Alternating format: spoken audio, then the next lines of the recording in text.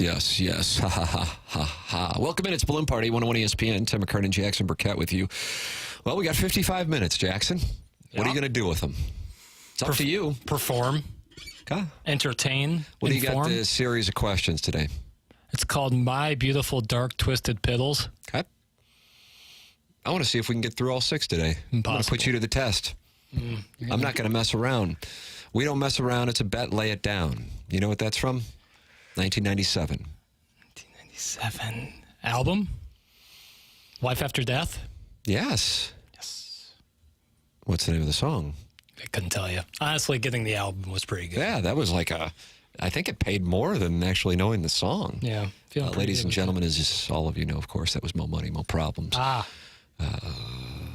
Biggie Smalls. Puff on that song? Yeah, Sean Combs. Yeah. And Mace. Mace Windu. Samuel L. Jackson. Mace will join us coming up at 10:30. You can text in the Air Comfort Service text line, 314-399-9646. The YouTube chat. Your mom's boyfriend is active in there. I can't believe the offense gave the pitching a bonus run last night, and the Cardinals still lost. I really enjoyed that. Yeah, I just read whatever the first thing I see up there. Or your head, and that was the first one I saw, and I really enjoyed the term bonus run. Your mom's boyfriend, you're a hero. That's what you are. And there's Tiny Peepee, Don Peepee. We need to be more positive. At least we scored 2 runs. So that's the theme. And Fat Bob says Jackson's flow is flowing. Thanks. Are you in need of a haircut? Yeah, badly. Oh, really? Mm-hmm. You got the little Elvis thing shooting down on the left side of your head. Oh, really? God, what I wouldn't do for that hair. The hair that you were hating on 2 years ago. Like I'm on the cover of Teen Vogue.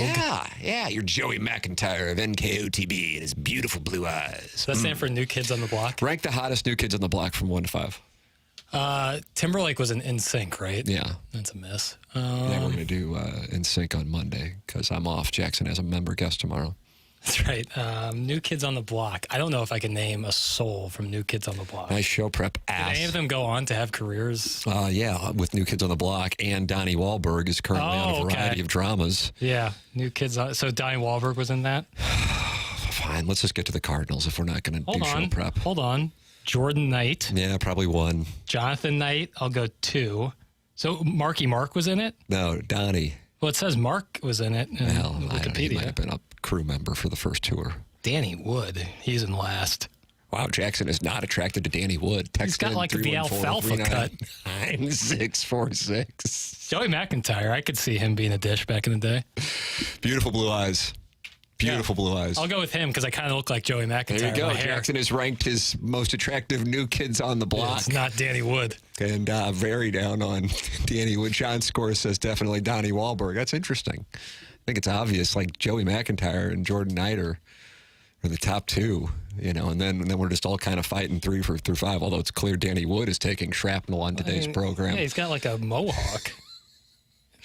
Jackson, what questions do you have about this Cardinal situation? Because sweet mother of mercy, as much as I'd love to continue to rank the attractiveness of boy bands from the 80s and 90s, something tells me that that's not necessarily what the audience wants. But maybe they do, and I'll go there if you want me to. All right, here's my question. At this point, what do you say? They desperately needed a strong start to this tough stretch, and with 3 in Cincinnati, they came home swept, outscored 19-4, gave Jordan Walker just a handful of at-bats, and saw 0 pitches thrown by people named Ryan Helsley, JoJo Romero, and Andrew Kittredge. Oh, a little rest for them, though. Yeah, this is lovely. Does something need to be done? They have 3 against the Dodgers this weekend with gorgeous weather and the blue blood matchup with both teams having playoff aspirations. What do you think attendance will look like? Do both teams have playoffs? I mean, really? We're starting to get to the mathematical portion of if they were to make the playoffs, that means they got to go off. Right.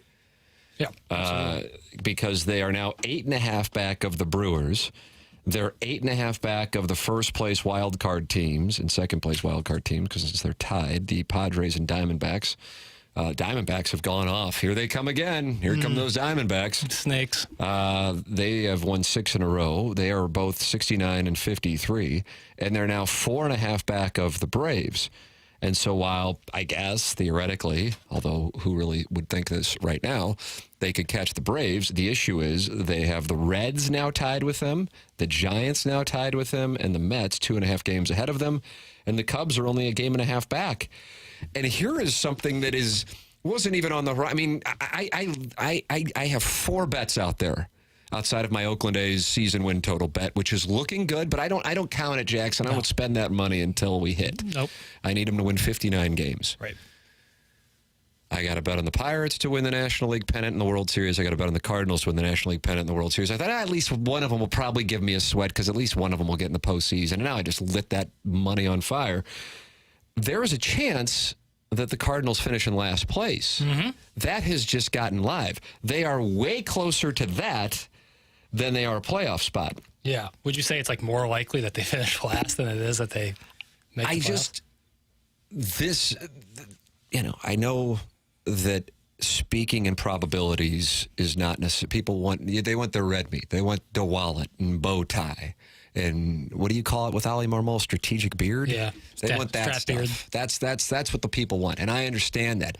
But I can't be that who I am not. I'm going to say it again. I can't be that who I am not. That was interesting. You're not their Huckleberry. Interesting.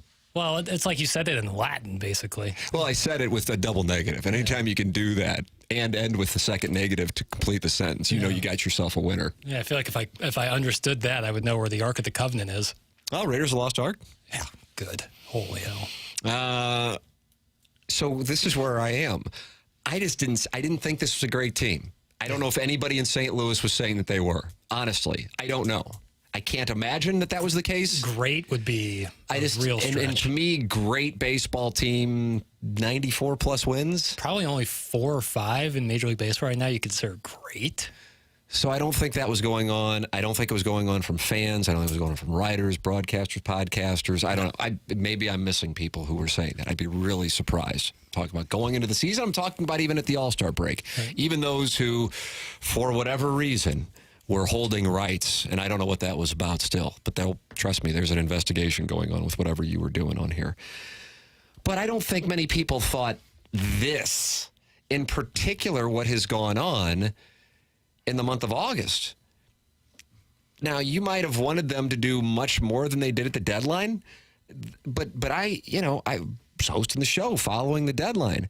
People were on a real high after that. 100%. I know I was. Yeah, if people are changing that point, I don't think people. I honestly don't think people are. I don't think that's going on. You brought in Eric Fetty. He hasn't been good. And Tommy Pham. There was a lightning bolt of energy at the beginning. Right. And I think the Dylan Carlson thing. I'm not. I haven't forgotten Lane Thomas, so I'm sure as hell not forgetting Dylan Carlson. Right. Because when you make a move and you don't really what are you getting for it? I don't get it. Sean Armstrong. And I was scolded for my Dylan Carlson take on whatever date that was. Really? I just don't get it. What are you getting? I don't get it. Mm-hmm. But either way, I was super high on Fetty and Pham. As a matter of fact, I recall saying this. Everyone is so high on the trade deadline that it makes me wonder if there's something we're all missing on Tommy Edman. And Tommy Edman's going to go and, lead the Dodgers to their first real World Series since '88. He'll be the World Series MVP. Something like the Dodgers are like, oh my God, the Cardinals are going to trade Tommy Edman. We have to take this guy. Because the Dodgers love having players who can play all over the place. Mookie Betts is certainly a really lovely example. But not the only one. So this is 2 weeks ago, man. We're all super high on it. Right. It was 2 weeks ago tonight, Jackson. 2 weeks ago tonight, Jackson Burkett, as a matter of fact. Glad you're using the full Govey. That Ryan Helsley took the mound with the Cardinals leading on the north side of Chicago as they were about ready to win another game. Coming off the 2 against the Rangers, and now we're going to start off the 4-game series with the Cubs. And here we go with Eric Fetty taking the mound for his Cardinal debut the next day, and the Cardinals are riding a high. And they lost that game, and since then it has been a disaster. Matter of fact, they've won 4 games. Yeah, I think Helsley's played had 3 appearances since then. Well, they've won 4 games, so the math would match up. And keep in mind, on one of those games, it was about to go down the wrong way had the Cubs not misplayed a fly ball later in the game that allowed the Cardinals to come back. But there's 2 parts of this. If I'm talking about the team, I'll get into the Jordan Walker thing because that's a red meat thing, but it legitimately stuns me. So I'm going there. Don't worry about it. But with the team, looking at where the schedule is going as it starts. Tyler Glasnow, Miles Michaelis. Can't wait to see the Las Vegas odds on that one for tomorrow. But when you're playing the Cubs, who were kind of had packed it in, now they're lurking, and you're playing the Reds, and then the Rays basically sold, but, they didn't go all out Miami, you're not going to know the people playing for the final 2 months. And those were your opponents for the first couple of weeks, minus a couple with the Rays. This was the time to make your move. Brewers are playing the Dodgers. This was the time to make your move. Totally. And instead, not only have they been losing, they've been getting blown out. Big time. These are lifeless performances. This isn't a case. For example, the Thursday night loss I cited 2 weeks ago tonight against the Cubs sucked. I mean, it's hard to really go after Ryan Helsley considering how great he's been. So it's like, man, bad timing. I think they'll bounce back. And then they didn't bounce back the next day. And I'm going, okay, that's a tough loss, but they were in it. These things against Cincinnati. Smoked. They're getting smoked. It's just not even a sweat. And that, to me, like the Jordan Walker thing strategically and what the organization is doing, honestly, this is one where oftentimes I find myself just defaulting and going, okay, well, if everybody's saying it, then I think it's probably wrong. So I think I subconsciously default to giving more credence to the contrarian position. On this one, strategically, I have no idea what they're doing. It blows me away. There's that part of the conversation, but then there's the other members of the team. What in the hell is going on? I get having trouble with Hunter Green. A lot of great teams have had trouble with Hunter Green. Yeah. But, I mean, Abbott and Pagan? Yeah, it's crazy. And I know it was a bullpen start, but, in that ballpark, you're scoring 4 runs? It's so bad. I don't know, man. That's the part that I'm stunned by. Right. Stunned. Truly stunned. Stunned. Now, what winds up happening when this kind of debacle takes place, and I understand it, and I want to make this clear. I'm not saying it's wrong, but then I don't like using the term narrative because I think narrative carries with it a connotation of being like it's BS. But things that may not be true get attached to intangibles. That the team is checked out, the manager's checked out, John Mozeliak's checked out, Bill DeWitt's checked out, the team doesn't care, the team is mad, Arenado's mad, whatever it is.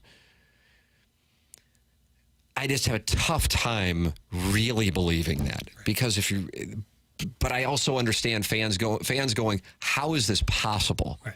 Like, it's tough if you go, okay, well, this didn't happen, or this guy got hurt, or this guy blew the save. But to get worked over like they've been worked over when you go the last 4 games in the losing streak, and then to get worked over like they were worked over by a team that was pretty much out of it before the Cardinals arrived, and now go, well, maybe we can get in this thing. I don't know. We're 4.5 back, and we're tied with the Cardinals. I don't have an explanation for it. It's so surprising. It's the same thing I would have been saying if the Cardinals were a 95-win team. I would have gone, I just didn't see this coming. They are now sitting here with, 41 games left, and they're at 60 wins. So they're going to be, if they play out at the same pace, hovering around that 500 mark, 80 and 82. That, to me, would be within the range of what I thought this thing was going to be this year. Low end of the range, but in the range. But if you would have told me that this team is going to be a game below 500 as they started that series in Chicago 2 weeks ago, I would have gone, what in the hell happened? Did a couple pitchers get hurt? Did Helsley get hurt? Did some, and you would have said, oh, Jordan Walker got called up. And I would have gone, oh, then I guess that means some outfielders got hurt. No, Jordan Walker went on a tear. Yeah. Oh, outstanding. That's great news. Yeah, he was killing it at Memphis. So what, he came up and he started raking for the Cardinals? No, they started him and then they benched him for the next 2 games. And you go, okay, well, it's about a platoon, even though John Mozeliak said the day after the trade deadline, if we're going to call him up, he's got to play. The issue with the whole thing is yes, they have faced right-handed pitchers. He's a right-handed hitter. But here's the core issue, and that's why I'm just going, what are they doing? I don't know what they're doing. He hits better against right-handers. It's a rare spot, but you have reverse splits for Walker. He hits better, materially better against right-handed pitchers. So even though he started against the lefty Abbott on Monday, he actually hits right-handed pitchers better. And here's the thing about it. If you're going to be a star position player in Major League Baseball, you're going to face both left-handers and right-handers. Right. And if you're raking like he has been, and there is a clear reason for it, with him opening up his stance, going back to the latter portions of July in Memphis, then let him keep going. One of the quickest ways to kill a streak in baseball are off days, as we have seen with the Cardinals being the beneficiaries of the Detroit Tigers having to sit around for a week, and all of the number 1 seeds and number 2 seeds in the National League playoffs having problems after they sit out for a few days with their buys. And so now you got a guy who was on a heater who plays a game, and then he doesn't start the next 2 games. And it's based on, well, we're going to have him hit against left-handed pitching. Well, that's delightful, except he hits right-handers better. Where is that coming from? I do not, and this is, I guess it's playing into the anti-Mozeliak stuff. I'm just telling you, at this point in baseball, specifically with this Cardinal manager, I don't think that he's operating unilaterally. I don't think he's not starting Jordan Walker without feedback from the front office. This isn't a way to, like, go after the front office. I'm just telling you what I think. So what in the hell is he doing up here if you're not going to play him? Right. And I realize it's rhetorical. I don't get it. Makes no sense. Much less you talk about what the operation has done, both pitching-wise and offensively, against the Reds. So now you begin this stretch of the season in which you're going up against the Dodgers and the Brewers and the Twins and the red-hot Padres and the New York Yankees, finishing that off with 3 against the Brewers. And I think it could have been a super exciting time for Cardinal fans. Would have been fun to see with the forecast, a packed ballpark, the L.A. Dodgers, Shohei Ohtani, Tyler Glass now on the mound tomorrow. I'm anxious to see what the turnout is at Busch Stadium, because you have no outlier. You don't, it's the Rays, it's the middle of the week.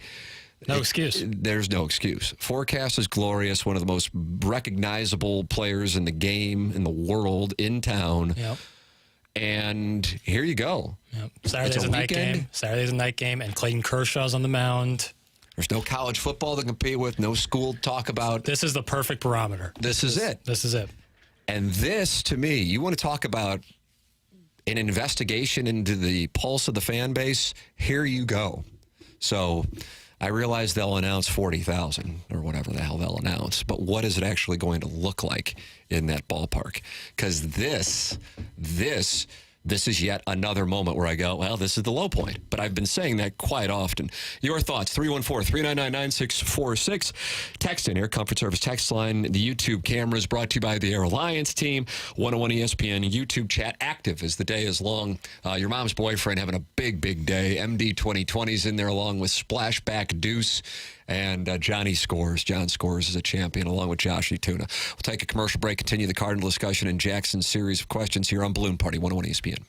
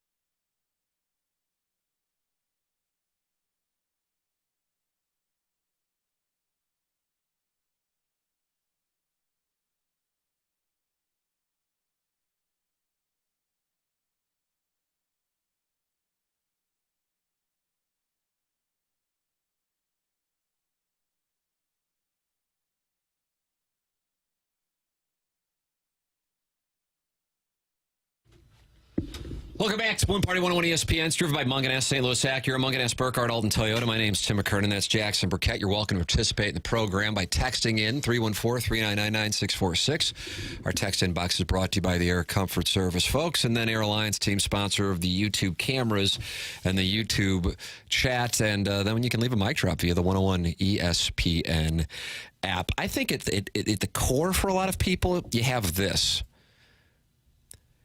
It sucks. It's bad.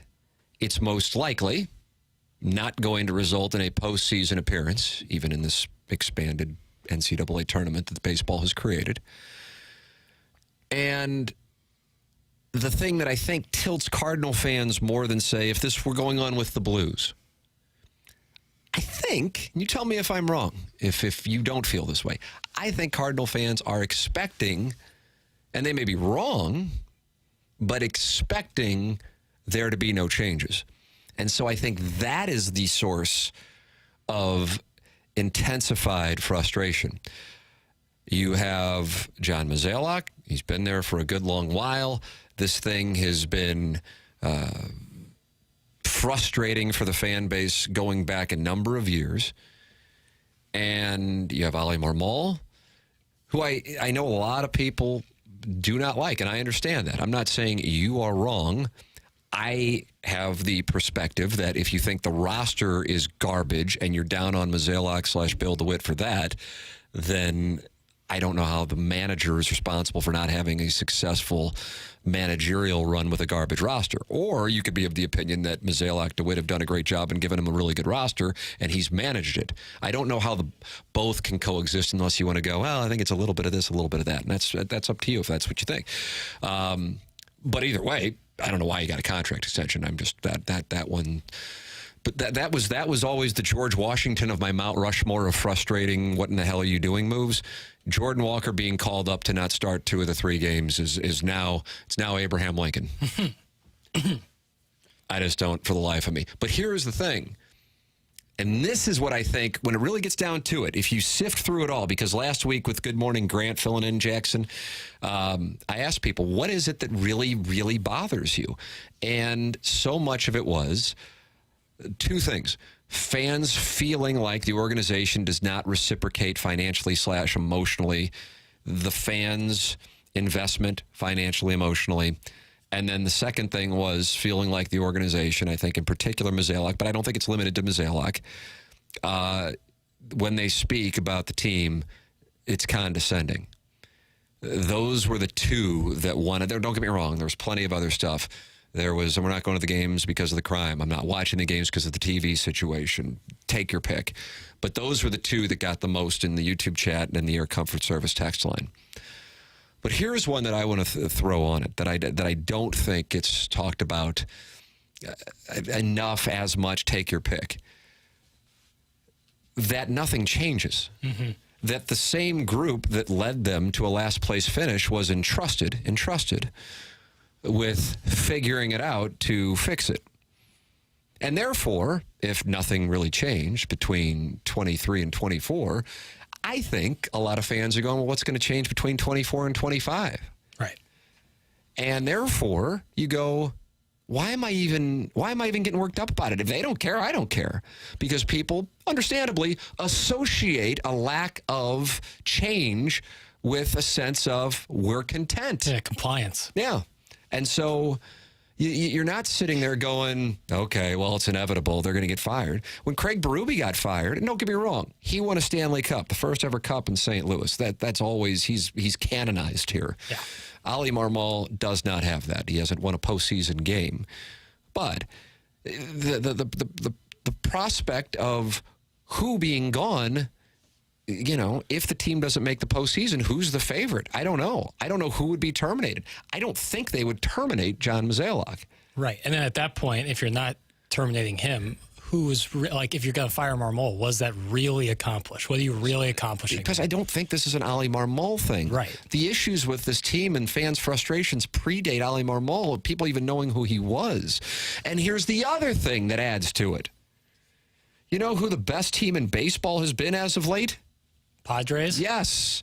And who's managing them? Mike Schilt. The guy who was the manager of the year before he was fired. Yeah. And the perception is that he was fired for standing up to the front office. And if you don't say yes, yes, yes, you're gone. And so all that does is throw another log on the fire of the frustration. Mm-hmm. And so Mike Schilt and the Padres going on the run that they have gone on, along with the Diamondbacks, to the point that, hell, they might wind up winning the National League West, only adds to it. Now, from my standpoint, Mike Schilt, Bruce Bochy, whomever, I don't think you can overcome what you have with regard to the years that Arenado and Goldschmidt have had and the rotation the Cardinals are trotting out there. Yeah. With that established, it adds to the frustration. And as I said at the end of the first segment, somehow we have reached yet another low point, because for all of these micro issues I'm talking about, and I'm not calling them micro issues to downplay them. I'm talking about these are short-term, in-the-now issues. The macro issue is the handling of what was the number one prospect in baseball, who finally, God bless America, got on a heater, starting with a stance change on July 23rd in Memphis, raking to the point that they had to call him back up and have Matt Carpenter come up with a back injury. Can't wait to see what he's going to do. Adam Wainwright tweets out, this guy is going to go on fire here over the next couple months for the Cardinals.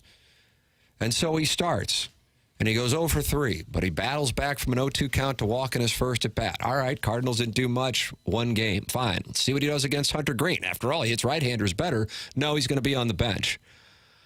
Okay, I guess maybe they didn't want him to face Hunter Green. Fine. Here comes the great Emilio Pagan. Bench again. Crazy.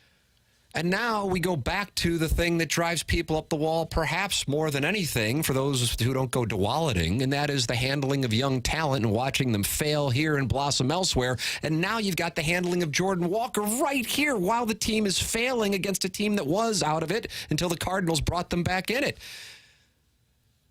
And so now you've got a macro issue. You got a bigger picture issue. You got an issue that takes you beyond 2024 with the handling of Jordan Walker. Inexplicably, indefensibly.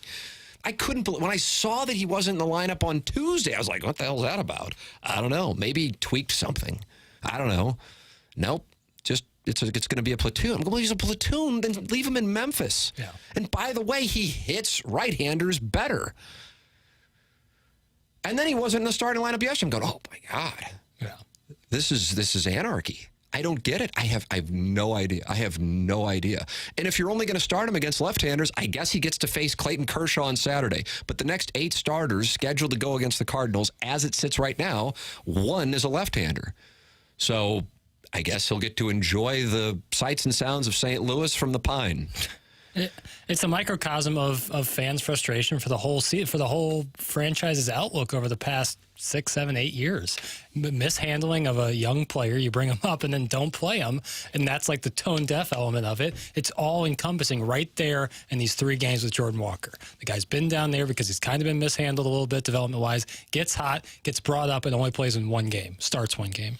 You are welcome to give your thoughts. 314-399-9646, Air Comfort Service text line, and the YouTube chat. They are active in there, and I want to read the comments from both the YouTube chat and the Air Comfort Service text line. That's what we will do next. People are fired up in St. Louis. We'll talk about it here on Balloon Party 101 ESPN.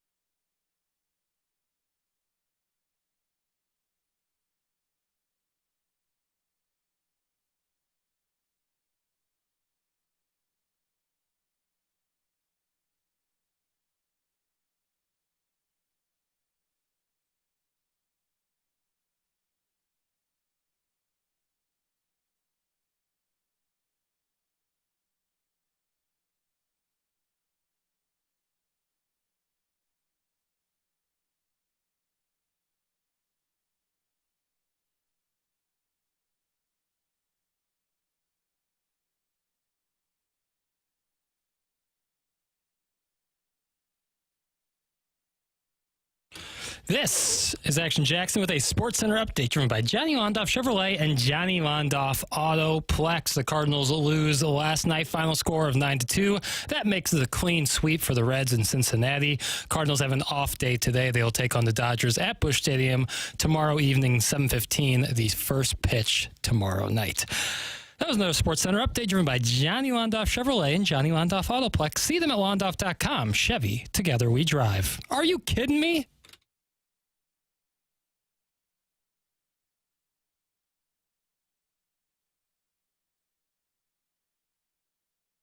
Welcome back. It's Balloon Party 101, ESPN. Timothy, Michael, McKernan, Jackson, Bennett, Burkett with you. Jackson? Yo. I said I was going to go to the Air Comfort Service text line and the YouTube chat. Where would you like to start? Well, I saw something that's interesting in the Air Comfort Service text line. Okay. And the person essentially was saying, I agree with where you're coming from, but wouldn't Jordan not playing the last two games be an Ollie thing and not a Mozeliak thing? And I would say that I would be surprised if Ollie Marmol was not putting Jordan Walker in the lineup without the front office's approval or their request. That's what I said in the first segment. Yes, I am of that opinion. Let's see what we got here. The Cardinals are hesitant to invest in a controversial player from Latin America for fear he won't deliver. Now that one goes into a dark area. The Cardinals... Schilt should still be the manager. Can't stand this analytics BS. What happened to the Cardinal way? Should have hired Oquendo or Tito years ago. That's from the 314. I'm done with the Cardinals. They can go on a heater, and I don't care. We all know that won't happen. The owners are doing this to themselves. And so if they want people to come to the ballpark, do something right. Do something that the fans want. They're alienating their fan base. Bring up Mizzou football. Bring on any hockey. Let's go Blues. Football season getting ready to start. The only reason the Cardinals are in the news is because there's nothing else going on, for God's sakes, behind minor league XFL team. That's from the 314. I'm done with this team until they make changes. First season ever that I haven't gone to the games or watched the games and rarely listen. Mo and Ali are both to blame, and both are extremely unlikable. The roster is flawed, but the manager makes the lineup, and the latest stupidity is this Jordan Walker situations. Guys, I bet the White Sox could develop Walker better. From the 573. How does it make sense to everyone except the people making the decisions? I can say that about so many moves the last 2 to 3 years. They do the opposite of what makes sense to everybody else. That's from the 573. You know, one of the things, and candidly, well, it's not really candidly, it's very straightforward. I find in media in general that not seeing both sides of it, I go, yeah, I disagree, but I do understand where somebody's coming from with it. I have no idea how you give Ali Marmol an extension. I have no idea. Because you can be like, okay, we're not going to fire him. We know we're not going to fire him. He's under contract. It wasn't like, oh, well, if not, we don't have a manager on opening day in L.A. I have no idea why you're bringing up Jordan Walker to ride the bench. Yeah, to platoon. You see what I'm saying? There are some moves where I go, okay, yeah, I get it. I didn't like it. You know, if you want to go back, something that's relatively fresh that pissed a lot of people off was pulling Quintana in game 1 against the Phillies. But the thing is, I actually understood it. I know it was super titillating to bitch about it after the fact, but I did understand it. You know, it didn't work out. I know plenty of people did not like it in the moment. But I can see both sides of it. Ali Marmol extension, bringing Jordan Walker up and going, well, you know, he's facing right-handers. Then you go, but he hits better against right-handers, so make sure he's in there against right-handers. If there was a game not to have him play, it'd be against Abbott. I don't know. I don't know what the hell they're doing. And that's the thing that frustrates me so much, because it doesn't give you hope for a change coming in the near future. And if anything, when you're going, well, it's not like the rotation is littered with young arms, I sit there and I go, oh boy, we might not have hit the bottom yet. Yeah. And it's, the future doesn't look brighter by any stretch of the imagination. And and again, like I'll say, you can fire Ollie all day and that's fine. And it'll get people, if nothing else, it's decent messaging that this is, they're not compliant with how bad the team's been. But I don't think it really accomplishes anything. Guys, they better be careful. They better fire Marmol because they can have Skip Schumacher. He's not going back to Miami, and he'll go to the White Sox. That's from the 636. I ask the people. Go ahead, ask the people, Jackson. You fire Ali Marmol. What do you think will be accomplished following that? What do you think? What do the people think will improve with the Cardinals if they fire Oliver Marmol? That's what I'm curious what people are going to say. Well, I mean, I will attempt to speak for the people. I think there is a real healthy percentage of the fan base who blames Ali Marmol for the team's failures. Okay. You clearly are asking that question from the position that he is not to blame for the team's failures. I don't think any manager, for the most part, by and large, is responsible for professional baseball players, especially in the case of the Cardinals with Nolan Arenado and Paul Goldschmidt, who've been playing professional baseball a long time, baseball their whole lives. I don't think he can do anything to make them play better. I think it's more of a conversation about what do managers do in the post-pitchers batting era and with analytics and with front offices probably being more involved than ever. But, yeah, I don't know what gets accomplished. I'm curious what people have to say. They think that he is the reason. I mean, okay. I'm just, okay. I mean, maybe they will not say that, but I'm telling you that's what they would say. Right. I personally don't put it on him. Right. I get it from an optics standpoint. To me, that is not tending to the issue. Sure. The issue is organizational. Yeah. So it might feel good. You know, that's kind of what I got the sense the Carlson trade was about. It's like, just trade Carlson, just trade. I'm like, I can trade him, but don't you want to, like, get something? And then you get this guy who's kind of just been flopping around for the Rays and hasn't really come in crucial moments for the Cardinals since coming over. Yeah. Going, okay, is the high of seeing Dylan Carlson being traded away worn off, and are you enjoying that? I don't know. I didn't get that. So I think it's like an instant gratification. Somebody has to pay. We're angry in the streets. Ali Marmol, he's got to go. Yeah. But I don't think that tends to the issue because, again, the issue with the organization goes back years. And that issue predates Ali Marmol as the manager. Now, I'm not saying Ali Marmol is the reason for the success of 2022, but I didn't think he was the reason for the failure of 2023 or 2024. Because like you, at this particular moment, I think the value of a manager in the dugout is significantly lessened versus the era of Whitey Herzog or Tony La Russa. Let's see. Can we get that fired White Sox manager? That's from Willie in the YouTube chat. Ali doesn't give players consistent reps and tries to play matchups to a flaw. That is from Frick James, Jackson, in response to your question. I just don't think he has a unilateral power over the lineup card. I mean, with regard to the text that you read at the outset of this segment, I share your exact... I just cannot imagine. I cannot imagine that he's filling out the lineup card and John Mozeliak or someone else in the front office is not in conversation. In particular, they might not say, oh, hit Goldschmidt here or hit Arenado here. Right. But with regard to Walker, there's no way that is Ali Marmol without somebody above him having a conversation. Right. Now, maybe I'm wrong. Yeah. I'd be shocked. Yeah. Be shocked. And he might have done it without them, but I would just be shocked if John Mozeliak, if he found out the same time as we found out that Jordan Walker wasn't in the lineup. That would truly shock me. Managers motivate. Does he seem to do that? They keep things in the house. Did he do that with O'Neill? I agree with that part. How's that guy playing? No need to go followed by Marmol. They are Mo, I guess. Mo needs to go, followed by Marmol. They are attached once Schilt was let go after a winning season. That is from the 636. I understand the thought process of the Herb Brooks speech before you go out and take the ice and how that impacts things. I am of the opinion, and perhaps I'm wrong, that if you have gotten to the major league level, and if you've gotten to the NHL level, NBA, NFL, PGA, what have you, if you've gotten to that level, motivation is something that you fortunately were either born with or you were taught at a young age. Right. And Ali Marmol, screaming at you, isn't going to go, you know what, I'm going to try harder. Especially with baseball. If anything, I would actually tell you I think teammates would carry more weight in that because not necessarily because I'm like, oh, that was a great speech by Tommy Pham, so much as, man, if I don't come through, I'm going to let my guys down. That's that. So I understand it. And by the way, I have thought that at times as well. And then I talk with people who actually played in these leagues. And they're like, that's like a thing on the outside. but on the inside, it's just really not the way it works. Back, say, in the La Russa era, it's moves that are made, whether it be lineup, pinch hitting, pitching matchups, not like some fiery speech. One of the most fiery baseball speeches I've heard is Ron Washington before the Rangers took the field in Game 7 against the Cardinals in the 2011 World Series. Didn't pan out. I understand. So that's I get that. I think that's attached to it. I just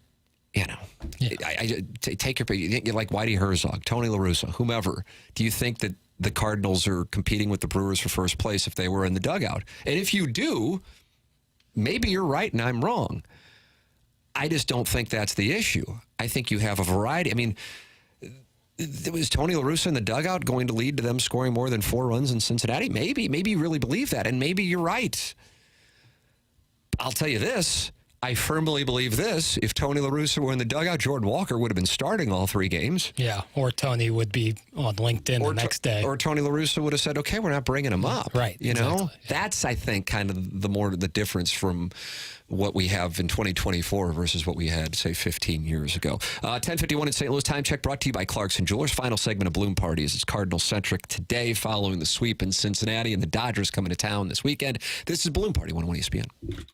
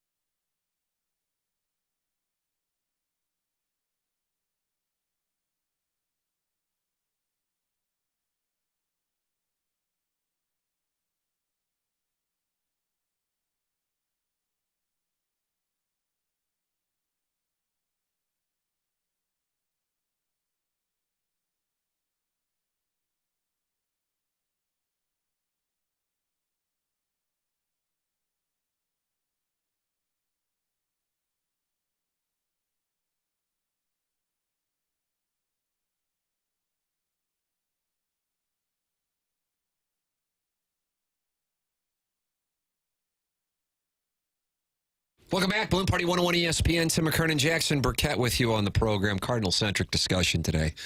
Frustration at an all-time high. Fan morale at, recently anyway, all-time low. Jackson, Bennett, Burkett, Tim McKernan, Balloon Party, driven by Munganess, St. Louis Acura, Munganess, Burkhardt, Alton, Toyota. Many people, Jackson, you posed the question. What was your question regarding Ali Marmol? So if the Cardinals were to fire Ali Marmol, what do you think would be accomplished on the field? Like, where do you think improvements would lie? Caleb Mundell. Hello, Mundell. Tim said earlier in the show that these have been lifeless performances. Everyone sees that. Shouldn't a manager be fired up about that? It's embarrassing. But yeah, I feel like Ali just doesn't care. That's from Caleb Mundell. Ali had an exchange with Derek Gould last night following the game. I guess, Jackson, it would be fair to describe it as tense? Yeah. Would that be a fair? Yeah. Yeah. Okay. Sorry. I thought we had this one ready to go. That is on me. That is not on Jackson. That is on me. I apologize. I got it, though. Okay, there you go. I think this is the one. I cut the audio, so I should probably know. Okay. But, I am me. You've talked a lot about how the fight this team had to get back into contention, to get back into winning. Now you're at a losing record. Tom, the clock is ticking, as you mentioned earlier today. What do you make of where it is right now? What do you mean?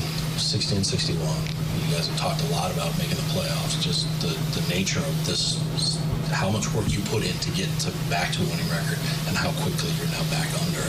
Yeah, we fought really hard to have that stretch that we did, and some guys are on fumes, and some guys are feeling okay about where they're at, and we're going to continue to take our best shot. Nothing changes. Yeah. Do you draw confidence then from what it took to get out the first time? Yeah, we've been here before. Tough series here, I'll tell you that. It's not what we wanted at all. But as far as giving in, like I said earlier, it's just not an option. I'm Marmol. And to Mr. Mundell's point, I totally get it from an optics standpoint. Like, we've talked a lot about Cardinals messaging, and giving the manager extension after the worst season in 20 years is certainly odd messaging, whereas firing would be something that is like saying, hey, we're not compliant and this is bad. However, I'm talking about real on-the-field improvements. What do you gain by getting Ali Marmol out? I'm not even talking about who you replace him with. Just what do you gain from Ali Marmol not being there? And again, more of a reflection on the state of baseball managers, less on Marmol, personally. This guy sounds so friggin' smug. That's from Lloyd Westmoreland in the YouTube chat. He sounds like a robot. That's from Caleb Mundell. I mean, no one's going to sound great after getting swept in Cincinnati, 19-4 aggregate scoring. But, yeah, I mean, I get fans not like him. That's totally subjective, whether you like him or not. I just don't see where the improvement gains on the field with him out or in. That was intense whatsoever. That's some deep voice, dude. I like the what do you mean when, I mean, in fairness to Derek, he asked a pretty Yeah, I thought basic. that was kind of straightforward. He enunciated. You like the enunciation? Well, as a man who's sometimes spaces out, maybe at Marmol. You thought that's what was going on there? Maybe he has a dynasty in CFB 25, and he was like, oh, man, that recruit is really thinking about Clemson. How am I going to flip him? How am I going to flip him? That's what it was. All right, we got to go. Jackson, BK, and Ferrari are coming up next for Jackson, Bennett, Burkett. I'm Tim McKernan. This has been Balloon Party on 101 ESPN.